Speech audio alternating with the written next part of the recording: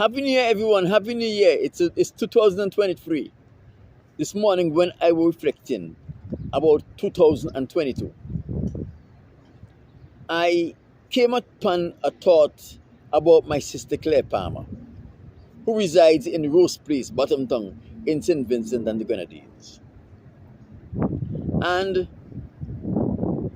during the course of 2022, every morning, like clockwork, Claire will send me a message. Good morning, how is everything? And lately she started sending this little poster with little saying on them for me. Every morning. Every morning. And it takes a special kind of woman to look out for her brother that much that every morning she will send him a message. And remember, her brother has long become an adult many years ago. Just to say, good morning, have a good day, how are you doing? And or send some postcard with a special thought in it. And as I thought about Claire and what Claire have meant to me over the course of my life, I decide I have to come and make this video just to tell Claire thanks for all of the things she have done for me. You see, many people look at this woman as a simple woman. And she is a simple woman. But she has a big heart, especially for family. Claire is a very private person. So what I'm going to do here, I'm going to delve into her private life a little. And I hope she don't mind me doing this.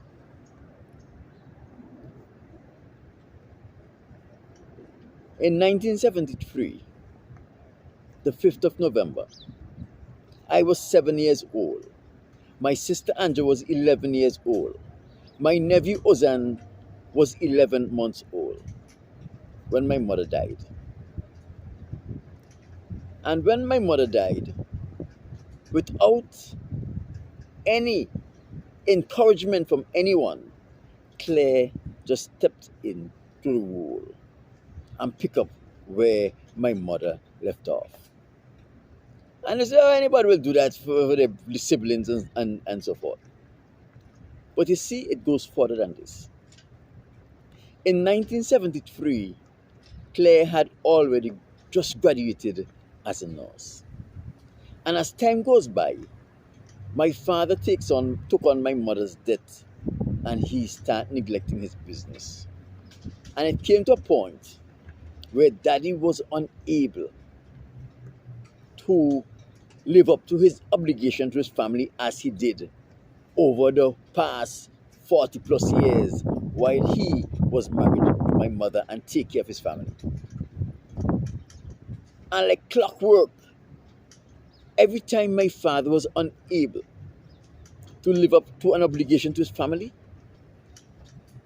I had older brothers and other brothers and sisters. But like clockwork, Claire always stepped in without being asked. When my father reached a place where he can barely take care of his family because his business was not doing very well, Claire was responsible for doing everything. My father will send food, but Claire would subsidize the food, pay the water bill, the light bill, the telephone bill, all of the bills, the repairs to the house, everything. No one asked her to do it, but she did it. In the mid-70s, Claire was, a guy was quoting Claire, a guy named Earl.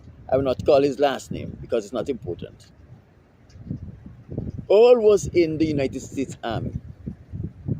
When Earl was on vacation, he would spend part of his come to St. Vincent just to see Claire, then go back, spend it with his family, and so forth. If they were doing duties in the Caribbean, he would always come to St. Vincent to see Claire. And I remember, I think it's in 1979,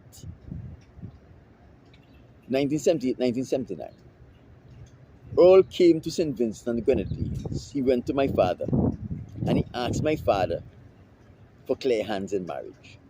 And my father said, well, I know you've been talking to Claire for a few years now. My mother knew that also. And I will consent if Claire agree.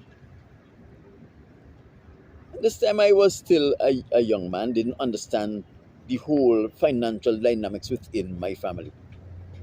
And he came, he tell Claire, he proposed to Claire, and Claire didn't, because he wanted to marry Claire and take her back to the United States.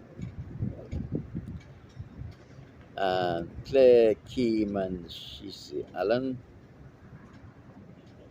Earl asked me to marry him and he want me to go back to the United States. So what do you think? You think you'll be able to manage when you want with daddy? I said, yeah, marry him. It's time for you should start your family. It will be a good thing to start your family. And I encourage her. And Claire said, but who will take care of you? Because I didn't understand the financial dynamics within our family. I know that Claire was doing all of these things, but I didn't comprehend fully because I was too young to understand. So Claire said, who is going to take care of you? And Ozan and Andrea, if I marry and go away. Right then and there, when Claire spoke to Earl the next time she spoke to him about marriage, Claire said, Earl, it's best you move on with your life. Because I cannot get married to you and leave my younger brother and sister and my nephew in St. Vincent on their own. They need me more than you need me. And Claire turned on that marriage proposal to take care of her younger brother, sister, and nephew, Ozan. My people, it came to a time when my father's business was doing so poorly that Claire took over the entire responsibility of my father, even though he was alive, to run the house. My father only had to look out for himself and his little business. Claire will pay the water bill, the light bill, the phone bill, take care of me, Anja, and Ozan. Val and Albert was still eating from Claire provisions, and they were working and they did not contribute a cent. That is the kind of woman she is. When I want school uniform, it is Claire I go to. Ozan the same thing, Andrew the same thing. We want a shoe. We want books for school. It's Claire who provided everything. My people, I almost make some foolish mistakes in my life. And when I asked Claire for permission to do these things, I remember one time I wanted to drop out of school to go to Trinidad with my friend number 10, because number 10 get a job there. And it was for his career. And his career wasn't really big, but he would make a good money and he would be able to come back home and fix. So I say, you know what? His mother said, can't send you alone. His mother said, if Alan go with you, I will send you all, but I would not send you alone.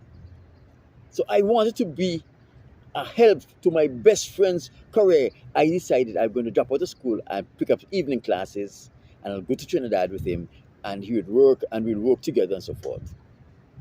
They said, no, you can't go. I'm not sending you.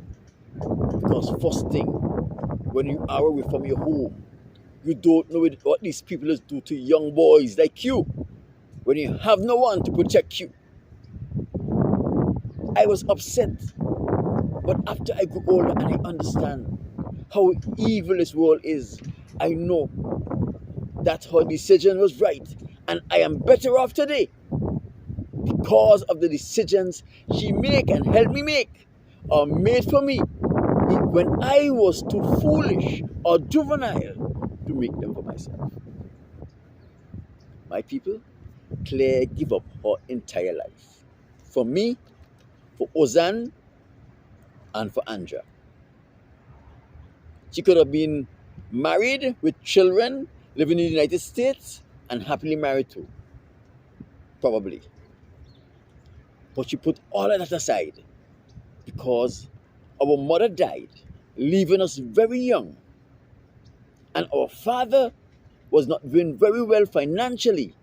And she recognized that she had the foresight to see that.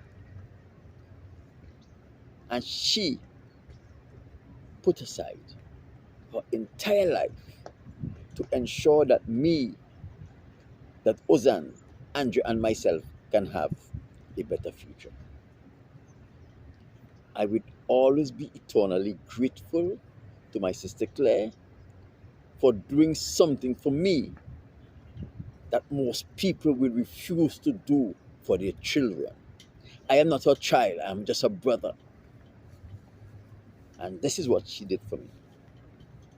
I am eternally grateful. And my people, I just want you all to thank Claire for sacrificing her entire life so that I can have a better life.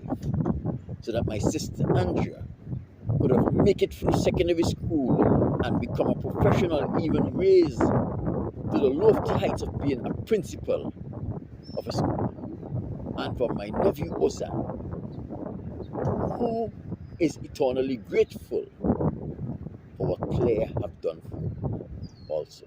That is why he always say, anyone who have a problem with Claire, be it family, friends or foe, has a problem with me. I'm not turning my back on Claire. Not even for 1 minute, because she didn't turn her back on me when she could have, when she should have, when she had a better opportunity. She forsake opportunities just for us. Another story before I go. Claire had an opportunity to be a nursing practitioner. Her friend and colleague Hyacinth Olivier and Noreen Primus got the same opportunity. However, Claire had to leave St. Vincent for about, I think it's 6 or 8 months. Claire turned that down because she wasn't sure who's going to take care of Ozan, Andrea, and myself. She even turned down professional opportunity and upward mobility to ensure that we were always okay. We had someone looking out for us all the time. I had other siblings, they never do it. All of them pretended that Claire was the father. And they came and they eat and drink and sleep without contributing. But Claire did not quarrel, she did not fuss, she was happy to be a credit to her siblings and her father. Thank you very much, Claire. I love you.